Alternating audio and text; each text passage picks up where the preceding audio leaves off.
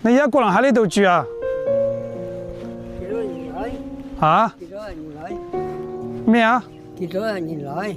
幾多人來啊？我一個啊。嚇？你自己一個人住喺呢度？就一間屋。一間屋？點解你間一間床位？點解你間房咁細嘅？我房位喺間細啊。我可唔可以睇下你間房啊？哦。你方便帶我睇下？阿叔，你今年幾大啊？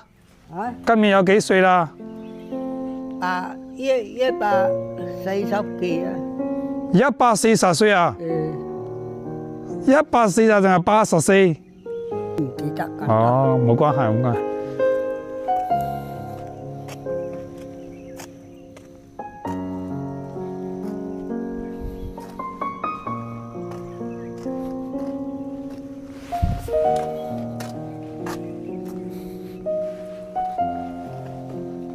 個坐當地話雞隻糞咪佢哋抹得到我公龍個尾，我個尾嘅。哇！你個夢係咁樣㗎？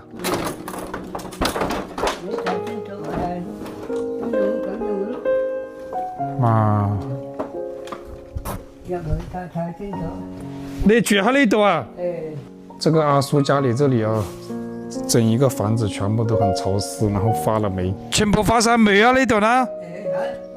全部發霉啊！呢度仲有死咗個雞同埋鴨仔啊！你屙尿喺呢度。呢個好飼料間。我小屙尿喺呢度。呢條門而家偷咗。哦，條門被人偷咗啊！這裡就是他住的地方，這個地方就是他住的，全是一些被子撿回來的，還有他這個床墊上面都特別的髒哦，很大的味道，實在是不敢想象他是怎麼樣住在這樣的環境裡面的。我睇佢一個人住喺嗰入邊嘅，好臭啊！入邊唔保護啊！唔保護啊！入邊有死雞，仲有死鴨啊！佢喺嗰啲垃圾桶執到嚟嘅，話佢死雞。死雞都執翻去。執翻食嘅。咁佢冇老婆冇細路嘅？冇啦。有唔保護咩？佢一個人喺。哇！國家俾1000幾蚊一個月佢咯。哦。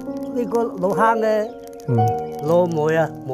阿妹妹啊。嫁過節嗰度去，叫佢妹妹老公同佢代領嗰啲銀紙啊。哇！咁俾咁多佢啊？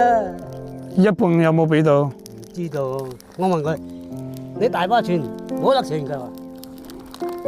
我嚟錢呢？咁樣肯定唔得嘅，人哋生活咁慘，仲俾一半錢俾佢。呢啲傻傻子啦，呢啲傻傻子啊嘛。我問佢幾歲，佢話140歲。